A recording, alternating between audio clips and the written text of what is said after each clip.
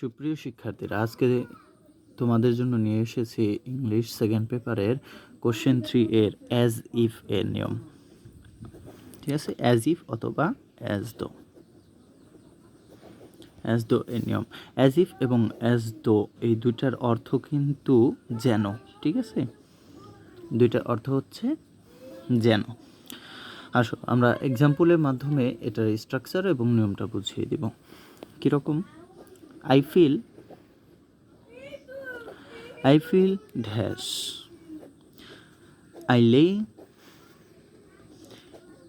in the bed for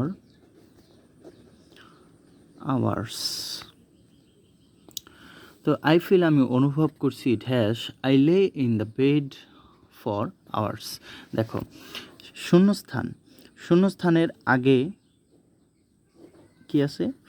feel হচ্ছে present tense, আর শূন্যস্থান পরে আছে পাস্ট টেন্স। এখানে আছে পাস্ট আর এখানে আছে প্রেজেন্ট। ঠিক আছে, এখন আসো আগে স্ট্রাকচারটা তোমাদেরকে বলে দেই। এটি মূলত কমপ্লেক্স সেন্টেন্সে ব্যবহার হবে। কমপ্লেক্স সেন্টেন্সের দুইটা বাক্যাংশ থাকে। দুইটা বাক্যাংশের মাঝখানে অ্যাজ ইফ অ্যাজ দো ব্যবহার করতে হয়। দেখো, এটি হচ্ছে একটি complex sentence.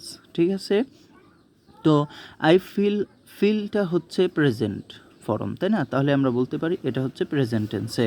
I lay in the bed for hours. দেখো, আই লে হচ্ছে পাস্ট, তাহলে আমরা এটাকে পাস্ট টেন্সে ধরে নিলাম।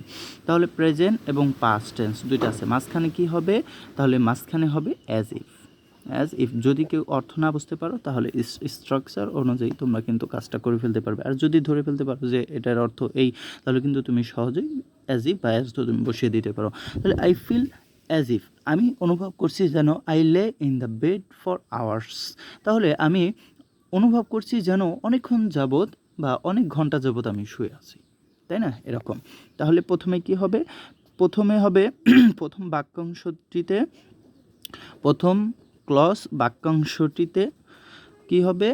প্রেজেন্ট টেন্স, সাবজেক্টের পরে প্রেজেন্ট টেন্স এবং ড্যাশের পরে সাবজেক্টের পরে হবে পাস্ট টেন্স। ঠিক আছে, এইটুকু মনে রাখলেই হবে, আর বাকিটুকু তোমাদের দরকার নেই। ঠিক আছে, আর আরেকটা নিয়ম আছে। এখানে আমরা প্রথমে বাক্য অংশটিতে ইউজ করলাম কি? Present tense. ঠিক আছে, প্রেজেন্ট টেন্স। আর দ্বিতীয় নিয়মটাই হবে, প্রথমটাই হবে পাস্ট টেন্স। প্রথমটাই কি হবে? পাস্ট টেন্স হবে। এরপরে শূন্যস্থানের পরে হবে পাস্ট পারফেক্ট টেন্স। ঠিক আছে, পারফেক্ট টেন্স। ঠিক আছে, পাস্ট ড্যাশের পরে পাস্ট পারফেক্ট টেন্স।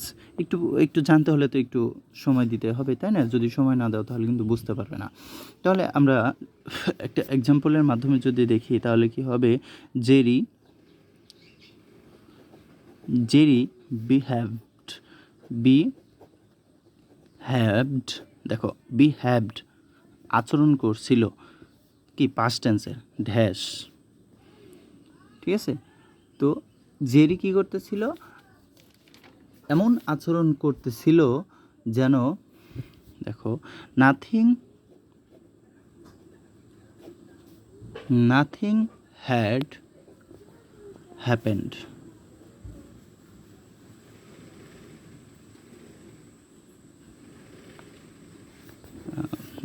এদিকে দিয়ে দিই হ্যাপেন্ড। তো Jerry behaved dash nothing had happened. তাহলে দেখো, আমরা হ্যাড দেখলেও কিন্তু বুঝতে পারি যে এটা পাস্ট পারফেক্ট টেন্সের আছে, তাই না?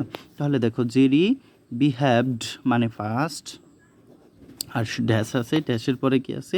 Past perfect. তাহলে আমরা এই বাক্যাংশটিকে ধরে নেব পাস্ট পারফেক্ট। তাহলে আমরা মাঝখানে কি বসবো? অ্যাজ ইফ অথবা অ্যাজ দো, দুইটা একটা দিলে হয়ে যাবে, অ্যাজ ইফ অথবা অ্যাজ দো। এই কিন্তু আমাদের কারেক্ট হয়ে গেল। দেখো, জেরি বিহেভড অ্যাজ ইফ বা as though nothing had happened. Jerry এমন আচরণ করছিল যেন কোনো কিছুই ঘটে নাই। আশা করি তোমরা অ্যাজ ইফ এবং অ্যাজ দো এর নিয়মটা মোটামুটি বুঝতে পেরেছো? মোটামুটি কি ভালোই বুঝতে পেরেছো ইনশাল্লাহ। যদি না বুঝতে পারো তো পুনরায় ভিডিওটি দেখো, আর যদি তারপরে না বুঝতে পারো তাহলে কমেন্টে আমাকে জানাও, আমি ইনশাল্লাহ সলভ করে দেওয়ার জন্য চেষ্টা করব তোমাদের।